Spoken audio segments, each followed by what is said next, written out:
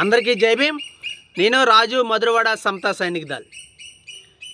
ఈ మధ్య చాలా వాట్సాప్ గ్రూపుల్లో ఒక ప్రకటన సర్క్యులేట్ అవుతుంది.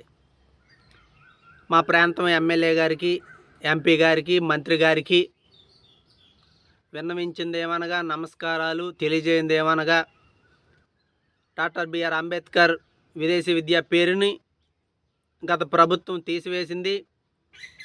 మీరు ఈ పేరుని మళ్ళీ పునరుద్ధరించాలి అని.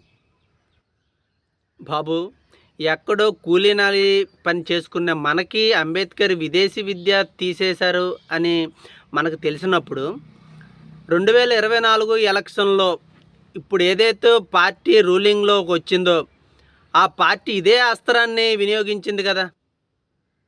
అంబేద్కర్ విదేశీ విద్య తీసేసిన జగన్, నువ్వు అంబేద్కర్ కంటే గొప్పవాడు జగన్ అని జనసేన పార్టీ అధినేత పవన్ కళ్యాణ్ గారు, టీడీపీ అధినేత చంద్రబాబు నాయుడు గారు వాళ్ళకి తెలీదా అంబేద్కర్ గారి పేరు తీస్తారని? మళ్ళీ మనం ప్రత్యేకించి వాళ్ళకి వినతి పత్రాలు అవి ఇవ్వాలా? అదే మనల్ని తక్కువ చేస్తుంది. అంబేద్కర్ ఏదైతే ఒకరి దగ్గరికి వెళ్ళి చేయి కట్టుకోకుండా తల వంచొద్దని మనకి చెప్పారో మనం అదే చేస్తున్నాం. చేతులు కట్టుకొని మాకు అంబేద్కర్ పేరు ఒకటి పెడితే చాలు, అంబేద్కర్ విగ్రహం ఒకటి పెడితే చాలు, మా బతుకులకి మా జీవితాలకి ఇది ఒక్కటి చాలు అనే విధంగా అయిపోతుంది. ఇది అంబేద్కర్కి మనం ఇచ్చే గౌరవం కాదు, అంబేద్కర్ పేరుని చెడగొట్టే విధంగా మనం ప్రవర్తిస్తున్నాం అనే విషయాన్ని అందరూ గుర్తుపెట్టుకోవాలి. మనకు చేతనైతే అధికారంలో ఉన్న పార్టీని ఓడించగలిగే ఓట్లు మనం సంపాదించాలి.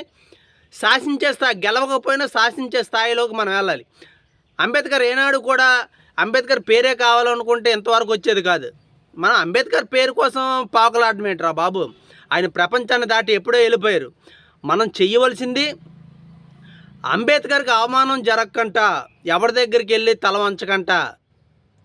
మనం రేపు రూలింగ్లోకి రావడానికి మనం చేయవలసిన పరిస్థితులు ఏంటి? మనకు చాలా బాధ్యత ఉంది. ఈ దేశం నుండి ఈ కులాన్ని పారదోలవలసిన బాధ్యత మనపైన మాత్రమే ఉంది. ఎందుకంటే దీనివల్ల బాధింపబడుతున్న వాళ్ళం, నష్టపోతున్న వాళ్ళం మనమే. కాబట్టి ఈ కులాన్ని బయటికి పంపించే బాధ్యత పూర్తిగా మనపైనే ఉంది.